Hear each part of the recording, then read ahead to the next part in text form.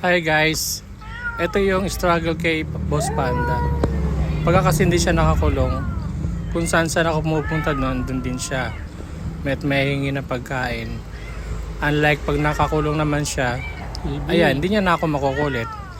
Sa ngayon, ito nga muna siya, nung hindi pa siya nakukulong ang istorya niya. Pag nakakarinig siya ng ibang mga pusa na pumupunta rito para makikain, pupuntahan niya kaagad yan at mag-aangil nga siya para amuhin ng away. Tumigil ka. Parang akala niya hindi rin siya galing doon sa ganong sitwasyon. Lagi kong pinapaliwanag sa kanya na isa ka sa kanila. Mga kalahi mo yan, dapat unawain mo din sila dahil sila ay mga nagugutom din. At mga naghahanap ng makakain, malaman na ng mga sigmura. Ako, hindi niya maintindihan. Lagi na lang may pumupunta dyan ng mga pusa kasi naglalabas talaga ako ng may pagkain dyan.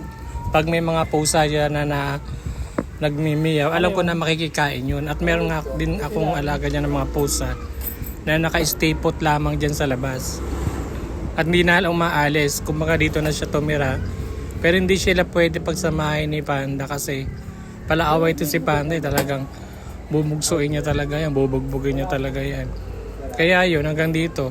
Pagka lalabas ako at papasok, mabilis lang yung pagsarado ng pinto para hindi siya makakalabas. At dahil nga makikikain yung mga pusa na nasa labas ay siguro mga dalawa, yung isa dito naka-standby na sa akin, nagpaampon na. Pero sa labas hindi siya pwede sa loob. At yung isang puti pa ay kailangan ko nang gumawa ng paraan para makakain sila. Ito nga, may dala na akong pagkain nila. Hindi ko lang alam kung paano gagawin dito para makaiwas kay Panda sa paglabas. Ang teknik ko kasi dati yan, meron akong pang-spray na tubig. Pag in-sprayan ko sila, nagiwaywalay sila, takot sila. Ano ibig mo sabihin? Pero ito kay Panda, parang hindi sa kanya yung tubig eh. Parang baliwala sa kanya.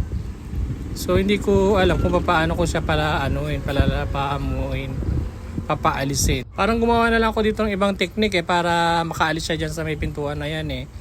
Dahil nga pagkain yung weakness niya, kumuha na lang ako ng pagkain para pumunta siya doon at lumabas din ako para magbigay ng pagkain sa mga pusa, sa mga kapwa niya pusa para makakain. Natin mga may alaga mga pusa, pag nag-aaway po yung mga pusa natin, nakakaawa, tingnan sila.